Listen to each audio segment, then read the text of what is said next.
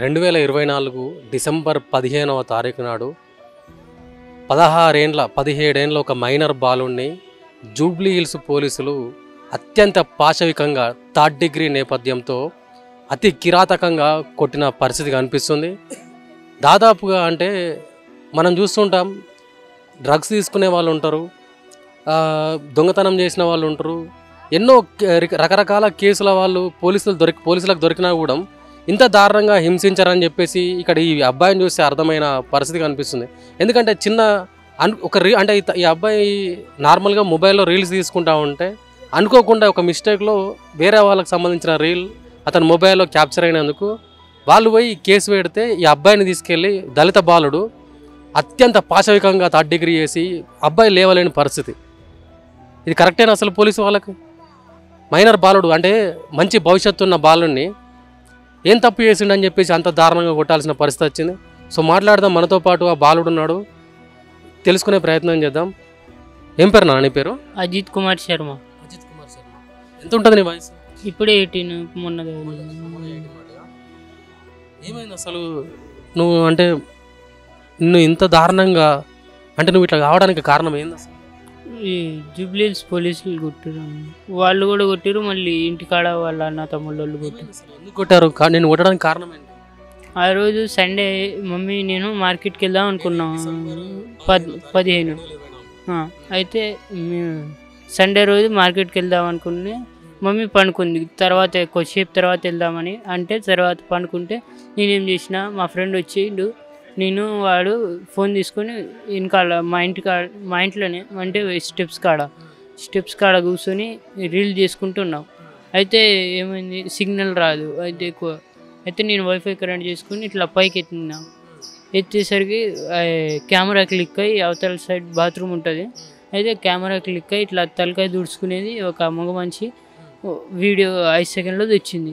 అయితే వచ్చేసరికి ఆయన ముత్తుకుంటే నేను తొందర కిందకి వెళ్ళినా. అంటే వీడియో కూడా తీస్తున్నాడు రే అని ముత్తుకునేసరికి గట్టి ముత్తుకుంటే నేను కిందకి ఉరికి ఎందుకు ముత్తుకుంటుండే అని చూసేసరికి 5 సెకండ్స్ వీడియో వచ్చింది అన్న. వచ్చేసరికి డిలీట్ చేసి పైకి వచ్చిన నేను కింది పోయి డిలీట్ చేసి పైకి వచ్చేసరికి తిడుతూనే ఉండు. క్యాష్ పైకి వచ్చిన తర్వాత తిట్టిండు, క్యాష్ పెట్టి అది ఇది మీరు వీడియోలు తీస్తారు. నిన్ను తిట్టిన పర్సన్ ముస్లిం ఆయన రెహమాన్ అబ్దుల్. అయితే మేము తర్వాత పైకి వచ్చిన తర్వాత తిడుతుంటే తిట్టి కొట్టిండు. ముందు కొట్టి ఫోన్ లాక్కొని చూసిండు, వీడియో దొరకకపోతే మళ్ళీ డిలీటింగ్లో చూస్తే వచ్చింది, వీడియో చూస్తే వచ్చింది 5 సెకండ్స్. వచ్చేసరికి నేను అన్న కావాలని రాలేదు, ఇట్లా అనుకోకుండా వచ్చింది, మిస్టేక్ అయిందంటే అయితే ఏమన్నాడు, నువ్వు కావాలని తీసినావు అది ఇది అంటే కొట్టిండు. ఆయన కూడా కొట్టిండు, వాళ్ళ అన్న వచ్చిండు, ఆయన కూడా కొట్టిండు. మళ్ళీ ముగ్గురు అన్న నలుగురు ఉంటారు, ముగ్గురు వచ్చి ముగ్గురు కొట్టిరు. ఖాళీద్ అని ఒక ఆయన ప్రెసిడెంట్ ఏదో ఉంటుంది, ఆయన తెలియదు, ఆయన కాంగ్రెస్. ఆయన ఫోన్ చేస్తే ఆయన వచ్చి పోలీసులో ఫోన్ చేసిండు. కాంగ్రెస్ పార్టీ లీడర్లు వచ్చి కొట్టి మళ్ళీ పోలీసులు ఉంటారు, వాళ్ళకి తెలిసిన వాళ్ళు వాళ్ళిద్దరు ఎవరు కానిస్టేబుల్ అని పిలిచి పంపించిండు. పోలీస్ స్టేషన్ పంపిస్తే వాళ్ళు కూడా అక్కడ తీసుకొని పోయి కొట్టి ఏం జరిగిందని అడిగారా? పోలీసులు ఏమైనా అడిగే ప్రయత్నం చేశారా? అడిగితే నేను ఇట్లా వేరే వాళ్ళు తీసుకొని వచ్చారు, వాళ్ళు చెప్పారు ఇట్లా వీడియో తీస్తుండంట. అంటే నేను కావాలని చేయలేదు అది అంటే ఆయన తిట్టిరు, వాళ్ళు గలీజ్గా తిట్టి క్యాష్ పెట్టి తిట్టి మళ్ళీ ఇక్కడ లోపల అవతల సైడ్ క్యాస్ట్ వాడుకుంటే తిట్టిర్రు. హిందువులని అంటే ఈ హిందువుల వల్ల ఇది ఉంటే మాది కానీ అట్లా మాలోళ్ళు అది అంటే మాలోళ్ళు అంటే అట్లా తిట్టి వేరే ఆడ పక్కన వేరే ఫోన్లో తీసుకునే వాళ్ళు ఉంటారు, అక్కడ పక్కన కూర్చోబెడితే కూర్చున్న తర్వాత వేరే కింద నుంచి కానిస్టేబుల్ తొందర ఫోన్ మాట్లాడుకుంటూ వచ్చి ఆడ హాకీ టాకీ ఉంటుంది కదా, వాళ్ళ చేతులు ఉంటే ఆడ పక్కన పెట్టి లాఠీ పక్కన నుంచి తీసుకొని ఆడ 10 నిమిషాల దాకా కొట్టిండు. ఇక్కడ మీ పేరెంట్స్కి ఏమైనా ఇన్ఫార్మ్ చేసిర్రా ఏం జరిగిందని చెప్పేసి? ఇట్లా మీ కొడుకు ఇట్లా పోలీస్ స్టేషన్కి వచ్చిండే ఏమన్నా మీ వాళ్ళకి ఫోన్ చేసిరా? అంటే మమ్మీకి తెలుసు అనమాట, తీసుకొని వచ్చింది. అక్కడ ఇంటికాడ బతికిన వదలకుండా ఇట్లా తీసుకొని వచ్చారు. అప్పుడు మళ్ళీ కొద్ది నొప్పి ఉండేది. తర్వాత ఇంటికి వచ్చినాము. ఇంటికి వచ్చి 3 రోజులు ఉంచుకురు. 3 రోజులు కొట్టలేదు, ఒక రోజే కొట్టిరు, చాలా కొట్టిరు. కానీ 3 రోజులు ఉంచుకుర్రు. 3 రోజులు కూడా పంపిలేదు. 3వ రోజు నైట్ 11:30 అప్పుడు వదిలేసి వచ్చిన తర్వాత మెల్లమెల్ల కొద్దిగా నొప్పి లేచిందంటే ఇంటికాడ టాబ్లెట్లు అవి ఇచ్చారు. డాడీకి వాళ్ళు చెప్తే టాబ్లెట్లు అవి తెచ్చి ఇచ్చారు. ఇచ్చిన తర్వాత కొద్దిగా తగ్గేది, మళ్ళీ అంతే ఉండేది. అంటే హాస్పిటల్కి పోయేవాళ్ళం. అప్పుడు కొద్దిగా బెండ్ కొడతా ఉంటే నువ్వు చెప్పే ప్రయత్నం చేసినావా వాళ్ళకు? అంటే నేనేం తప్పు చేయలేదని చెప్పి నేను కావాలని చేయలేదు అని అడిగిన, బతిమిలా అన్నా కానీ కాళ్ళు పట్టుకున్నా అని వదలలేదు. ఆయన కొట్టిండు. పక్కన కానిస్టేబుల్ ఆయన ఉంటే ఆయన కూడా చెప్పిండు ఎందుకు రా కొట్టేది అది ఇది అన్నా కానీ వదలకుండా కొట్టిర్రు. ఆయన కానిస్టేబుల్ కొట్టిండు. అంటే వేరే కానిస్టేబుల్ అని అంటే ఆయనకి కూడా అరెస్ట్ చేశారు ఏదో విశ్వవిద్యాలయంలో. అయితే ఆయన కాళ్ళకి కూడా దెబ్బ తగిలి ఏదో ఆపరేషన్ ఉంటే ఆయన ఆపటానికి వచ్చిన ఆయన కాళ్ళు దొక్కి ఇట్లా నలిపేసి ఆయనకేమో రక్తం వచ్చిన ఆయన పాపం పిల్లగాడు వదిలే అని ఆయన కూడా బతిమిలాడిండు. ఆయన కానీ వదలకుండా ఆయన్ని కూడా నెట్టి నీకు పుట్టిండరా, నీకేమైనా పుట్టిండు అది తెలియదు. అయితే కొట్టి వెళ్ళిపోయిండు. కొట్టి వెళ్ళిపోయిన తర్వాత అక్కడ పక్కన అంతే వదిలేసి వెళ్ళిపోయారు. 3 బయట లోపల అక్కడ పిఎస్ని వదిలేసారు. 3 రోజులు కూడా ఎప్పుడన్నా అంటే నీ మీద కంప్లైంట్ ఇచ్చిన వాళ్ళు ఎవరైనా వచ్చి రాడికి నేను కొట్టేటప్పుడు వాళ్ళు 3 వచ్చిర్రు. వాళ్ళు మాట్లాడుకుంటారు. ఎస్సీఐ తెలియదు కానీ వాళ్ళు పెద్ద ఆయనతో కూడా కలిసి మాట్లాడుకుంటూ ఉన్నారు. మమ్మీని వాళ్ళని కూడా కలవనీయలేదు.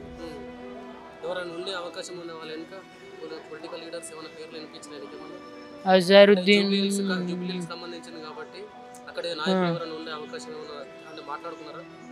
అంటే అంత ఐడియా తెలియదు. అది అజారుద్దీన్, అనిల్ కుమార్ యాదవ్, ఇంకా నవీన్ యాదవ్ అని వాళ్ళ పేర్లు. ఖాళీద్ అన్న ఆయన లీడర్గా ఆయన మా వెనకాల వీళ్ళు ఉన్నారు, నీ వెనకాల ఎవరు ఉన్నారో పిలిపించుకో, నువ్వు ఏం బిక్కుంటారో బిక్కోండి అది ఇది అని మాట్లాడింది. కొట్టిరు.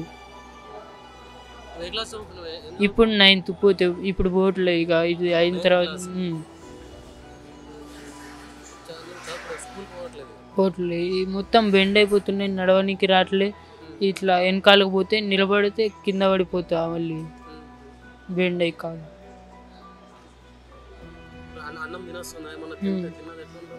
ఇప్పుడు ఎక్కువ తినట్లేదు, తక్కువ అన్నం కూడా తినట్లేదు. ఈ చపాతీ అయితే ఒక 2 పూటలు అంతే. అంటే 9th క్లాస్ అబ్బాయి చిన్నగా రీల్స్ చేస్తూ ఉంటే చిన్న ఏదో మిస్టేక్లో బ్యాక్గ్రౌండ్లో వేరే వాళ్ళ వీడియో క్యాప్చర్ అయింది. దానికి ఈ అబ్బాయిని 3rd డిగ్రీ చేసి కొడితే ఇప్పుడు 9th క్లాస్ అబ్బాయి లేవలేని పరిస్థితి. ఏం సమాధానం చెప్తారు జూబ్లీ హిల్స్ పోలీసులు? రావట్లేదా మీకు ఏం కేసులు రావట్లేదా? ఈ అబ్బాయిని కొడితే ఏమొచ్చింది? ఇప్పుడు లేవలేని పరిస్థితి. మంచి భవిష్యత్తు ఉన్న అబ్బాయి ఇంత దారుణంగా కొట్టి అతని భవిష్యత్తును సర్వనాశనం చేశారు. సో మాట్లాడదాం, వాళ్ళ తల్లిదండ్రులతో కూడా మాట్లాడి తెలుసుకునే ప్రయత్నం చేద్దాం. అమ్మ ఏమైంది? మంచి భవిష్యత్తు ఉన్న అబ్బాయి కేవలం 9వ తరగతి చదువుతున్నాడు, అత్యంత దారుణంగా కొట్టారు, లేస్తలేడు, తిండి కూడా తినడానికి లేని పరిస్థితి ఉంది. ఏమైంది అసలు మీ కొడుకుని అంత దారుణంగా ఎవరు అట్లా కొట్టడానికి కారణం ఏమి? ఆ రోజు December 15 సార్, December 15 ఆదివారం రోజు. ఆ రోజు నేను పడుకుండిపోయినా సార్. పడుకుంటే బాబు నా దగ్గర నుంచి ఫోన్ తీసుకున్నాడు. ఫోన్ తీసుకొని బయట రీల్ చేసుకుంటున్నాడు సార్. మా పక్కన వాళ్ళ బాత్రూమ్ ఉంటుంది, ఆ మెట్ల పక్కన. ఆ మెట్ల మీద రీల్ చేసుకుంటూ నెట్ రావట్లేదని చెప్పి బాబు ఫోన్ పైకెత్తాడంట. పైకెత్తగానే ఆ పక్కన బాత్రూంలో ఒక వ్యక్తి ఉన్నాడు, మా పక్క రూమ్ ఆయన స్నానం చేసి తల తూడుచుకుంటున్నాడు అంట సార్. తల తూడుచుకునేది మాత్రం 5 సెకండ్లు వీడియో వచ్చింది. అయితే అప్పుడు ఆయన ఫోన్ ఆ పైకి పెట్టగానే ఆయన కేకేసిండంట. ఆ వీడియో వస్తుంటేనే కేకేగానే ఆయన కిందకి వెళ్ళిపోయి ఏంది అంకుల్ కేకేసిండని చెప్పి ఫోన్ చెక్ చేసిండంట. చెక్ చేసే వరకు అందులో వీడియో ఉందంట, ఏది తల దూడుచుకునేది వచ్చిందంట. అరే ఇది వచ్చింది, అంకుల్ పైకి పోతే ఏమంటాడు అని చెప్పేసి కొడతాడని ఆ వీడియో ఉన్నది డిలీట్ చేసిండంట బాబు. ఆ తల దూడుచుకునేది డిలీట్ చేశాక పైకి వచ్చిండు. పైకి వచ్చిన తర్వాత వాళ్ళకి ఎరా నా కొడుకు నువ్వు ఇట్లా వీడియోలు తీస్తున్నావు అని చెప్పేసి బాబుకు తిడుతుండు. అప్పుడు నేను లేచి బయటకు వచ్చాను సార్. ఎందుకు అరుపులేని వస్తున్నాయని చెప్పేసి పడుకున్నదాన్ని లేచి బయటకు వచ్చి ఏమైందన్న అంటే నీ కొడుకు మా మిస్సెస్ని మా వీడియోస్ తీస్తున్నాడు స్నానం చేస్తుంటే అన్నాడు. అన్న వీడియోలు ఎందుకు తీస్తారన్న పిల్లోడు తీయడు కదా మీకు తెలుసా బాబు గురించి అని చెప్పేసి అన్న. అంటే లేదు తీస్తున్నారు అంటే లేదన్న అన్నాక వాళ్ళ తమ్ముడు అలీ అన్న ఆయన పైన ఉంటారు వాళ్ళు 3వ ఫ్లోర్లో మీ 2nd ఫ్లోర్. అయితే ఆయన వచ్చిండు ఏమైందంటే నా కొడుకు వీడియోలు తీస్తున్నాని రేమని చెప్పిండు. ఎవరిదైతే వీడియో వచ్చిందో ఆయన చెప్పిండు. ఆయన చెప్పగానే లేదంకుల్ నేను తీయలేదని బాబు అన్నాడు. అప్పుడే వాళ్ళ ముందు అడిగా బాబుకు నేను తీసావా అంటే నేను తీయలేదమ్మా అన్నాడు. మరి వాళ్ళు అంటున్నారు కదా తీసావా అని నేను కోపం తిట్టాను. తీయొద్దు కదా అని తిడితే లేదంటే వాళ్ళ తమ్ముడు వచ్చి ఫోన్ ఇవ్వమని అడిగిండు. అడిగితే నేను ఇవ్వలేదు ఫోను. మళ్ళీ 2వసారి అడిగితే ఇవ్వకపోతే నేను ఫోన్ పగలగొట్టేస్తా అని చెప్పేసి అంటే ఫోన్ ఇచ్చేసిన. ఇచ్చిన తర్వాత ఆయన చూస్తూ చెక్ చేస్తే ఫస్ట్ ఆ వీడియో దొరకలేదు సార్. దొరకకున్న తర్వాత డిలీటింగ్లో చూసిండు.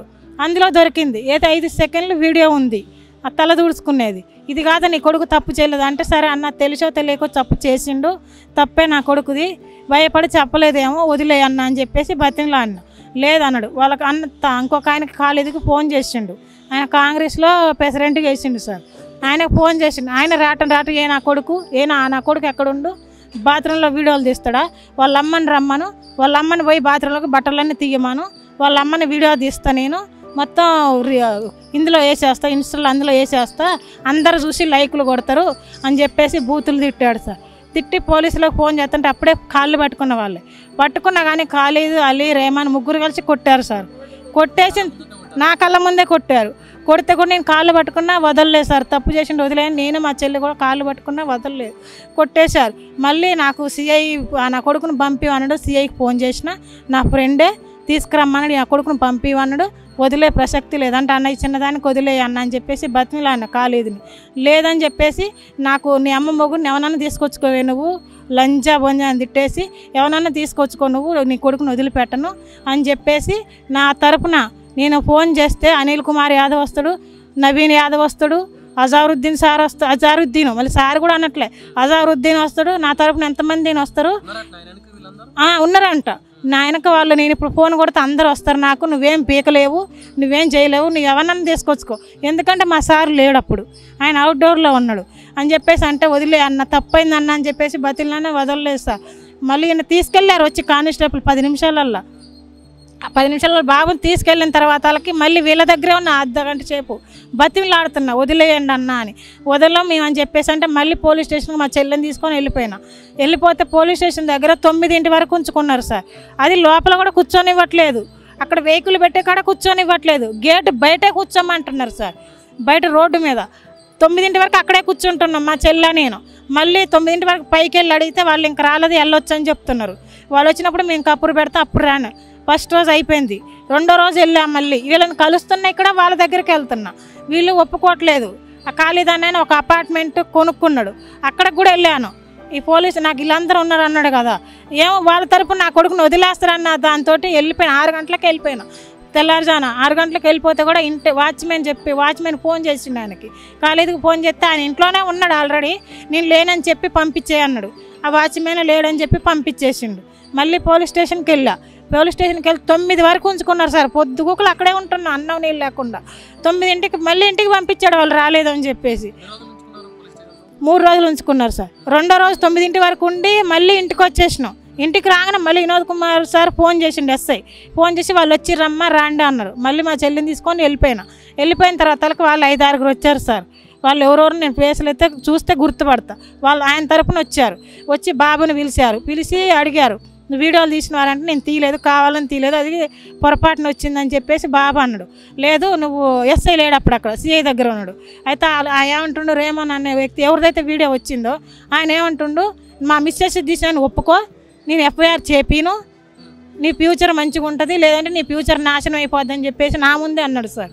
అంటే ఈ బాబు నేను తీయలేదు మీ మిస్సెస్ తీయలేదు నేను ఎందుకు ఒప్పుకుంటాను అంకుల్ నేను తీయలేదు నేను దాంట్లో మాత్రం పక్కా నేను తీయలేదు నీదైతే పొరపాటున వచ్చిందని బాబు అక్కడే వాదిచ్చిండు. నా కొడుక నువ్వు ఇంకా మారవలే అని చెప్పేసి నన్ను కిందికి వెళ్ళమన్నారు. ఎస్ఐ వచ్చి నన్ను కిందికి వెళ్ళమంటే కిందికి వెళ్ళినా వాళ్ళు ఈ సిఐ కాడికి అక్కడికి నేను నించున్నప్పుడు అడిగిడే తిరుగుతున్నారు సార్. నేను అక్కడ ఉందని మళ్ళీ కిందికి పంపించేసి ఆడోళ్ళదని చెప్పేసి ఎఫ్ఐఆర్ రాశారు.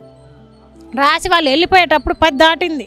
వాళ్ళు వెళ్ళిపోయేటప్పుడు నాకు పైకి పంపించారు. నేను రమ్మన్నాడు సార్ అంటే మళ్ళీ పైకి వెళ్ళి వినోద్ కుమార్ సార్ దగ్గరికి వెళ్ళి అడిగా, ఏమైంది సార్ అని చెప్పేసి అడిగా. ఏమైంది సార్ అని అడిగితే ఎఫ్ఐఆర్ అయిపోయిందా సార్ అంటే అయిపోయింది అన్నాడు. నిన్న దాకా పొద్దున ఇప్పటివరకు కూడా కాలేదు కదా సార్ అంటే ఇప్పుడే అయిపోయింది అన్నాడు. నిన్న తీసుకొచ్చిరు బాబుకి, ఇప్పటివరకు నాకు ఇంటికి పంపించలేదు అని చెప్పేసి అడిగితే లేదు అయిపోయింది ఎఫ్ఐఆర్ అంటే ఏమని రాసిరా, ఆడోళ్ళదని రాసిరా, ఆయన ఒప్పుకోమ్మంటుండు. ఆడోళ్ళది రాసిరా మగోళ్ళది రాసిరా సార్ అన్న. ఆడోళ్ళది మీ దగ్గర ప్రూఫ్ ఉందా అని అడిగాను సార్ నేను. మీరు వీడియో చూసిరా ఫోన్లో అంటే లేదు అన్నాడు. చూడనప్పుడు మీరు ఎట్లా రాస్తారు సార్ ఎఫ్ఐఆర్ అని అంటే అయిపోయిందమ్మా అని చెప్పేసి అన్నాడు. సరే ఇప్పుడు మరి బాబు నేను తీసుకెళ్ళాలా ఏం చేయాలని అడిగితే వాళ్ళు నరుకుతారు, వాళ్ళు చంపుతారు, వాళ్ళ కంటికి కనిపించమాకు మీ బాబుని అని చెప్పేసి ఎస్ఐ వినోద్ కుమార్ సార్ అన్నాడు. అన్న తర్వాత మరి ఇప్పుడు చంపుతారు అంటున్నావు ఆ వీడియోకి, మా సార్ కూడా లేడు, మరి నేనేం చేయాలి సార్ అని అడిగితే ఇక్కడే వదిలేసి వెళ్ళమన్నాడు సార్. 2వ రోజు కూడా అక్కడే ఉన్నాడు బాబు. మళ్ళీ 3వ రోజు వెళ్ళిపోయినా. 3వ రోజు వెళ్ళి పొద్దున వెళ్ళిన దాన్ని 11 తర్వాత బాబుకి ఇచ్చి నాకు పంపించేశాడు సార్. పంపించిన తర్వాత కూడా ఈ బాబుని మా ఇంట్లో ఉంచలేదు. ఇంకొక బాబు, నాకు 3 కొడుకులు. చిన్నాయన మా అమ్మ దగ్గర ఊర్లో చదువుకుంటుండే, ఇద్దరే ఉండేటోళ్ళు. వీళ్ళిద్దరిని కూడా వాళ్ళు ఎదురంగా కనపడొద్దనడు అని చెప్పేసి మా చెల్లె వాళ్ళ ఇంట్లో ఉంచా. 15 కాడ నుంచి జనవరి 1 దాకా రూమ్ చూసుకొని ఇక్కడ నుంచి వెళ్ళిపోవాలనుకున్నాం.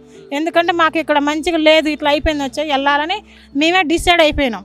అప్పటికే ఇంట్లో సామాన్లు బయటేద్దాం, ఈ గల్లీలో వాళ్ళందరికీ చెప్పాలి, వీళ్ళని ఇక్కడ ఉండనియొద్దని చెప్పేసి ఖాళీది అన్నాడు. సామాన్లు బయటేస్తామని చెప్పేసి ఎస్ఐ చెప్పిండంటే వాళ్ళు సామాన్లు బయట వేయమని, అది ఖాళీది అన్నాడు. వాళ్ళకి ఫుల్ సపోర్ట్ సార్. ఎస్ఐ చెప్పిండంట. అయితే మేము ఎస్ఐకి కూడా కంప్లైంట్ చేసినాం. ఫోన్ చేసి చెప్పేసి సార్ మేము ఇట్లా లోపల పడుకుంటే కూడా డోర్లు కొట్టడం, అర్ధరాత్రి మేమిద్దరే, నేను మా సారు 3 రోజుల తర్వాత ఆయన వచ్చిన తర్వాత మేమిద్దరం మా చెల్లి వాళ్ళ ఇంటి దగ్గర పొద్దుకూకులు. మీ అబ్బాయిని తీసుకొచ్చినప్పుడు మీ ఆయన పరిస్థితి ఎట్లా? అప్పుడు కొంచెం డల్గా ఉన్నాడు సార్. కాకపోతే ఇదంతా బయట పడలేదు ఆయనకు. అప్పుడు నొప్పి కొంచెం ఉంది, కానీ నొప్పి ఉంది. అప్పుడు కొట్టిందని చెప్పలేదు ఆయన. మేము తిడతామని చెప్పేసి మాకు కొట్టిందని చెప్పలేదు సార్ ఫస్ట్. తర్వాతకి అసలు నొప్పి ఎందుకు తగ్గట్లేదు, నీకు టాబ్లెట్లు వేస్తూనే ఉన్నాం, తగ్గట్లేదు అని అడిగితే అప్పుడు మా నాన్న అడిగితే చెప్పిండు బాబు నాకు ఇట్లా కొట్టిరు అని చెప్పేసి. అక్కడ కొట్టేటప్పుడు చూసిన వ్యక్తి కూడా ఉన్నారు సార్. వీళ్ళు కొట్టలేదని అబద్ధాలు చెప్తున్నారు. కొట్టినప్పుడు మా ఇంటికి రావాల్సిన అవసరం లేదు కదా ఎస్ఐకి. ఎస్ఐ మా ఇంటికి వచ్చి నా దగ్గర 2 క్యాసెట్లు ఉన్నాయి సార్ హాస్పిటల్, అవన్నీ ఫొటోస్ తీసుకున్నాడు. మంచితనంగా మాట్లాడుకుంటే అన్ని ఫొటోస్ తీసుకున్నాడు. తప్పుడు సాక్ష్యం పుట్టియడానికి అవి ఫొటోస్ తీసుకున్నాడు. ఆ ఫొటోస్ తీసుకొని తర్వాత వాళ్ళకి మా నాన్న రిక్షా తోలుతాడు, మా అన్నలు ఆటో తోలుతారు, నేను ఒక్కనే చదువుకొని ఈ జాబ్ చేసుకుంటున్నా, నీకు ఏం కావాలి అని అంటే నా కొడుకు మంచిగా కావాలి సార్ అని చెప్పేసి అన్నా. ట్రీట్మెంట్ కావాలి, ట్రీట్మెంట్కి అయితే ఏదైనా హెల్ప్ చేస్తామా అని చెప్పేసి నాకు చెప్పిండు. నేను కానిస్టేబుల్ని పంపిస్తా, నీ ఫోన్ అన్లాక్ చేయమని చెప్పి వెళ్ళిపోయిండు. కానిస్టేబుల్ ఆయన పోయిన ఒక 10 నిమిషాలకు కానిస్టేబుల్ వచ్చి ఆయన 1 గంట ఉన్నాడు సార్. గంట ఉండి ఫోన్ లాక్ చేయమంటే నేను 1 లాకే ఉంచాను సార్. పిల్లలు తీసుకుంటాను ఊరికే మారుస్తా. 4 లాకులు ఉన్నాయి. ఆ 4 లాకులు ఆ రోజు వాళ్ళకి ఫోన్ హ్యాండ్ ఓవర్ చేసేటప్పుడు పేపర్ మీద రాసి ఇచ్చే వాళ్ళకి, ఇది సార్ లాక్ అని చెప్పిన. మరి వాళ్ళు ఏరే లాక్ పెట్టుకున్నారో నాకు తెలియదు. ఆ లాక్ పెట్టినప్పుడు వాళ్ళు చూసుకోకుండా ఉండి నాకు ఇప్పుడు ఫోన్ లాక్ అని నాకు రాలేదు. గంట ట్రై చేసినా రాలేదు, వెళ్ళిపోయినారు. మళ్ళీ నాకు 10 ఫోన్ చేసిండు ఎస్ఐ. ఫోన్ చేసి మీ సార్ రాలేదంటే రాలేదు సార్ అన్న. అంటే మీ సారు ఫోన్ చేస్తే ఎన్నిసార్లు ఫోన్ చేసి నేను ఎత్తట్లేదు, మేము అంత దిగజారిపోయినాం ఆ పోలీసులు అని చెప్పేసి ఎస్ఐ అన్నాడు. లేదు సార్ నేను మాట్లాడిస్తాను, ఏం పని మీద పోయిండో బాబు గురించే తిరుగుతున్నాడు, నేను రాగానే ఫోన్ మాట్లాడిస్తాను. ఈయన 11:20కి ఇంటికి వచ్చిండు. ఇంటికి వచ్చిన తర్వాత వాళ్ళకి ఈయన చెప్పిన నేను, ఈయన ఫోన్ చేసిండు. అక్కడ పీజీఆర్ గ్రౌండ్ ఉంది సార్, అక్కడికి వెళ్ళిపోయిండు రమ్మంటే. ఆయన రమ్మంటే ఈయన వెళ్ళినప్పుడు అక్కడ 3 వ్యక్తులు ఉన్నారు. వాళ్ళని కూడా ఎస్ఐ వెళ్ళిపోమని చెప్పిండంట. వాళ్ళు వెళ్ళిపోయారు. వాళ్ళు వెళ్ళిపోయిన తర్వాత వాళ్ళకి ఖాళీది నా కొడుకు, నా వెనక అనిల్ కుమార్ యాదవ్, నవీన్ యాదవ్, అజారుద్దీన్ ఉన్నారు, వాళ్ళతో నీకు ఏదైనా హెల్ప్ కావాలంటే నేను చేపిస్తాను, మాతో ఇట్లా చేపించిండన్న, మా తప్పే 5,000 10,000 ఇస్తాను పర్సనల్గా, నేను మా జాబులు పోతాయి అని చెప్పేసి పొట్టు కొట్టి మొత్తం లేవకుండా చేసి 5,000 10,000 ఇస్తాను. మేము 2 వెహికల్ అమ్ముకున్నాం సార్. ఆ వెహికల్ ఉన్న సంగతి మాకు గొడవైన వాళ్ళకి కూడా తెలుసు సార్. మీరు 2 వెహికల్ అమ్ముకుంటేనే మంచిగా కానీ పిల్లోడు 5,000 10,000కి మంచిగా అవుతాడా? అసలు మీరు తప్పే చేయలేదు కదా, 5,000 10,000 ఎవరికి ఇస్తారు అని చెప్పేసి మా ఆయన అన్నట్టు నాకు అవసరం లేదు అని అంటే, లేదు సార్ నేను మా సార్తో మాట్లాడాను సిఐతోనని అంటే ఈయన నిలబడ్డాడు. 4 సార్లు ఫోన్ చేసిండంటే ఆ సిఐ ఫోన్ ఎత్తలేదంట. ఫోన్ ఎత్తకుంటే ఈయన వెళ్ళొచ్చిండు. సరే రేపన్నా స్టేషన్కి రాన్న సిఐతో మాట్లాడదాం, ఏదో ఒకటి చేద్దాం అని చెప్పేసి అన్నాడంట. అన్న తర్వాత వాళ్ళకి ఆయన ఇంటికి వచ్చిండు. ఇంటికి వచ్చిన తర్వాత వాళ్ళకి ఇప్పుడు వీళ్ళు మేము ఇంట్లో ఉన్నా కానీ డోర్లు కొట్టడం, డోర్ కట్టలు కట్ చేశారు సార్. అవన్నీ మా దగ్గర ప్రూఫ్స్ ఉన్నాయి. మా డోర్లు టార్చర్ చేశారు ఖాళీది వాళ్ళు 3 కూడా. మొత్తం ఆ బిల్డింగ్లో వాళ్ళే ఉంటారు సార్. అంత పగ పెంచుకోవడానికి ఏం కారణం అంటే గతంలో మీకు ఏమన్నా గొడవలు ఉండే అవకాశం ఏమన్నా ఉందా? ఉన్నది సార్ గొడవలు. ఎట్లా అంటే ఇప్పుడు ఒకే బిల్డింగ్లో ఉంటాం అందరం, బండి పార్కింగ్ అనేది ఎక్కడ ప్లేస్ ఉంటే అక్కడ పెట్టుకుంటాం. అయితే వాళ్ళు పెట్టే ప్లేస్లో ఇప్పుడు వాళ్ళ బండి రాలేదు, మేము వచ్చినాం, మా బైక్ పెడితే ఆ బండి హ్యాండిల్ ఇరగొట్టడం, బండి తీసుకెళ్ళి ఎక్కడో చేయడం జరిగింది. అట్లా గొడవలు అయిపోయినాయి, గొడవలు ఉన్నాయి. ఆయన ఏంటంటే తాగుతాడు, మాగా తాగి బాత్రూమ్ బయట టాయిలెట్లు చేయటం, మా రూమ్ ఎదురంగా టాయిలెట్లు చేయటం, బట్టలు లేకుండా మా ఎదురంగా తిరగడం, అది మేము అడిగేదాన్ని, అది కరెక్ట్ కాదని చెప్పేసి అడిగి గొడవలు అయ్యాయి. అవును సార్, అవన్నీ కూడా మేము వాండర్కి కూడా కంప్లైంట్ చేసాం. వాండర్కి కంప్లైంట్ చేస్తే కూడా ఆయన కూడా వాళ్ళకి చెప్పేది వాళ్ళకి, మాకు చెప్పేది మాకు చెప్పేసిండి, అయిపోయింది. తర్వాత వాళ్ళకి ఇవన్నీ కడుపులో పెట్టుకొని ఈ మా మీద అంతా కోపం అంతా బాబు మీద తీశారు. ఇంకొకటి ఏంటంటే ఆయన ఏందో కిడ్నాప్ కేసులో ఉన్నాడంట. ఎవరైతే మా మీద కేసు పెట్టిన వ్యక్తి ఉన్నాడో ఆయన ఒక కిడ్నాప్ కేసులో పోలీసులకు దొరకకుండా 10 రోజుల నుంచి తిరుగుతున్నాడంట. ఆయన తిరుగుతుంటే తెల్లారుజామున 5 గంటలకి సివిల్ డ్రెస్లో 5-6 పోలీసులు వచ్చారు. పోలీసులు వస్తే మా పిల్లలు 5ంటికి కిందకి వెళ్ళిపోతే మా రెండో బాబు, ఈయన కాదు రెండో బాబు ఉన్నాడు, ఆ బాబుకి సివిల్ డ్రెస్లో ఉండి ఇప్పుడు నా ఫోటో చూపించి మీరు అడుగుతారు సార్, నేను తెలిస్తే మీకు చెప్తారు కదా. అయితే మా బాబు అన్నాడు, ఈయన ఎక్కడన్నా చూసినావా అంటే చూశాను సార్ అని మా బాబు చెప్పాడంట. చెప్పిన తర్వాత వాళ్ళకి ఎక్కడ ఉంటాడంటే మా రూమ్ పక్కన అని చెప్తే సరే నేను వస్తాం మాకు చూపియండి అని చెప్పి వాళ్ళు 5-6 కూడా మా బాబుతో పాటు వచ్చారు. వచ్చిన తర్వాత వాళ్ళకి వాళ్ళు అక్కడొక్కరు దాచుకున్నారు. డోర్ మా వాడితోనే కొట్టించారు. డోర్ కొట్టగానే అప్పటికి ఆమె ఎవరో అని అడిగింది. ఎవరన్నా మా బాబు ఏం చేయాలి, నేనే ఆంటీ అని చెప్పేసి మా బాబు చెప్పిండంట. చెప్పగానే డోర్ తీసింది ఆమె, బాబే కదా అని డోర్ తీయగానే పోలీసులు లోపలికి వెళ్ళిపోయారు. వీళ్ళు సివిల్ డ్రెస్లో ఉన్నారు సార్. వెళ్ళి ఆయన తీసుకెళ్ళిపోయారు. తీసుకెళ్ళిపోయిన తర్వాత కూడా చాలా రోజులు కూడా మా వాడిని పట్టించిండు, మా ఆయన్ని పట్టించిండు, మా పిల్లోడి పేరు ఊక చెప్తుండే.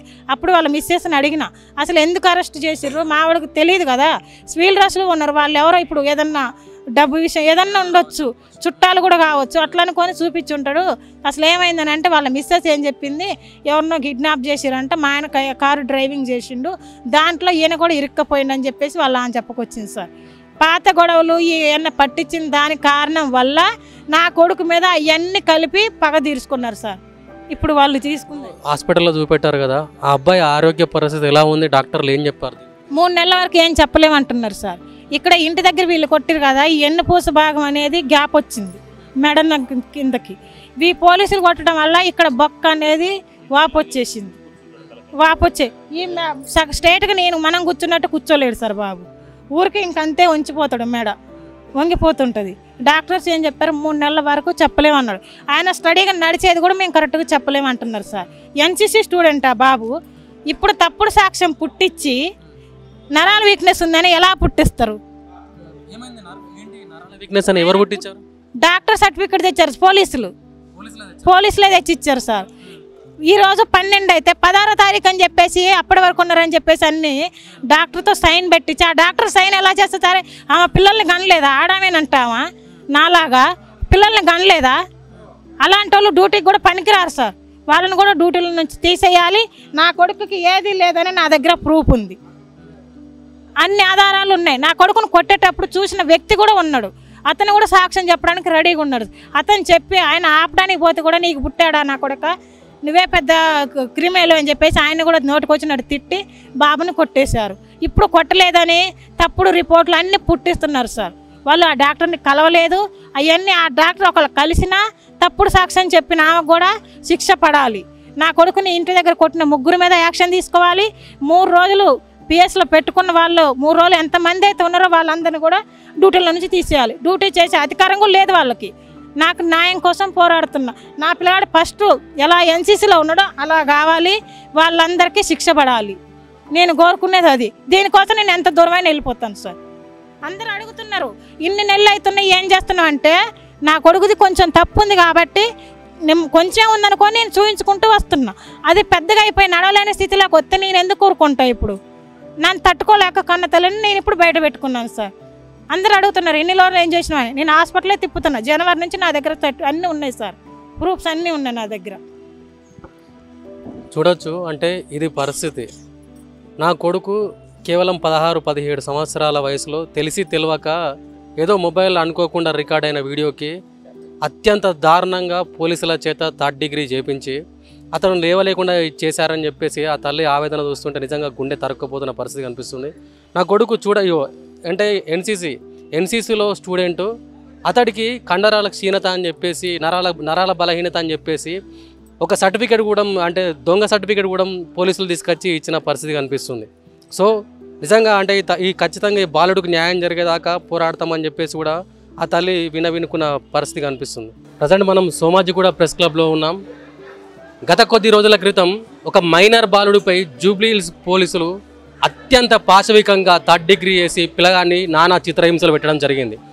ఇప్పుడు ఆ మైనర్ బాలుడు కనీసం నడవలేని స్థితి, ఒక ఎట్లుందంటే ఆయన పరిస్థితి నేను మీకు చూపిస్తాను. ఆ బాలుడు లేవలేని పరిస్థితి మొత్తానికే. సో ఇదే విషయంపై ఇక్కడ సోమాజిగూడ ప్రెస్ క్లబ్లో చర్చ కూడా జరుగుతుంది. మనతో పాటు తెలంగాణ శ్యామ్ గారు ఉన్నారు. ఈ విషయంపై గత కొద్ది రోజుల నుంచి కూడా ఆయన పోరాడుతున్నాడు. దళిత సంఘానికి సంబంధించిన మైనర్ బాలుడు అతను. సో మాట్లాడదాం అన్నతోని. అన్న, ఏమైంది అసలు? ఆ బాలుడిని పోలీసులు కొట్టడానికి కారణాలు ఏంటి? మీరు ఇప్పటిదాకా చూశారన్న, వాళ్ళ కుటుంబం మీ ఛానల్తో కూడా మాట్లాడే ప్రయత్నం చేశారు. ఎవరైతే ఇప్పుడు నా పక్కన కూర్చున్నటువంటి అజిత్ కుమార్ ఉన్నాడో, దగ్గుపాటి అజిత్ కుమార్, పోయిన సంవత్సరం 2025 డిసెంబర్ 15వ తారీఖు ఆదివారం పూట తల్లి ఇంట్లో పేరెంట్స్ పండుకున్న తర్వాత పిల్లలు ఫోన్తో ఆడుకుంటారు కదా, ఆడుకునేటువంటి క్రమంలో ఒకే ఇంట్లో కిరాయికి ఉండేటువంటి ఇతను ఎవరైతే ఇతని మీద కంప్లైంట్ పెట్టారో వాళ్ళు ముస్లిం కమ్యూనిటీకి సంబంధించినటువంటి వ్యక్తులు ఇలా వీడియో తీసుకుంటుంటారు. ఆ రీల్స్ చిన్న పిల్లలు తీసుకుంటారు. ఆ క్రమంలో ఈ వీడియో తీసుకునేటువంటి క్రమంలో ఒక ముస్లిం అబ్బాయికి సంబంధించి, ముస్లిం అబ్బాయినా అంకుల్ తల వెంట్రుకలు వచ్చాయంట. సో ఆ క్రమంలో వాళ్ళు అధికార దావంతో, అధికార అండదండలు వాళ్ళ వెనకాల ఉన్నాయని ఆ కాంగ్రెస్ పార్టీకి సంబంధించినటువంటి నాయకులు, అక్కడ ఉన్నటువంటి వ్యక్తులు ఎవరైతే ఉన్నారో వాళ్ళందరికీ వాళ్ళ అన్నయ్య అంట, నేను చెప్పడం కాదు, వాళ్ళందరూ అండదండలతో లంజోడక మీరు వేసుకోండి, లంజోడక నా ఫోటో తీస్తావారా, నా వీడియో తీస్తావారా అని పిల్లోని అతి దారుణంగా కొట్టి, నా పక్కన కూర్చున్నటువంటి పిల్లోని అతి దారుణంగా కొట్టి పోలీస్ స్టేషన్లో కంప్లైంట్ ఇస్తే పోలీసు వాళ్ళు మరి ఏం చేశారో ఏందో తెలియదు, 3 రోజులు పోలీస్ స్టేషన్లో ఉంచుకొని కాళ్ళ మీద 3rd డిగ్రీ ప్రయోగించి కొడితే ఈరోజు కాళ్ళు చూపించండి కాళ్ళు లేదా అన్న. ఒక్క విషయం అంటే చూడొచ్చు, ఆ అబ్బాయిని చూస్తే మైనర్ బాలుడు, అసలు పోలీసుల కాల కొట్టే హక్కేమని ఉంటుందా? ఒక్కటి బ్రదర్, ఎంత నేరస్తుడైనా సరే ఏ నేరమైనా చేయని కసాబ్ గాని కొట్టిర్రా బ్రదర్?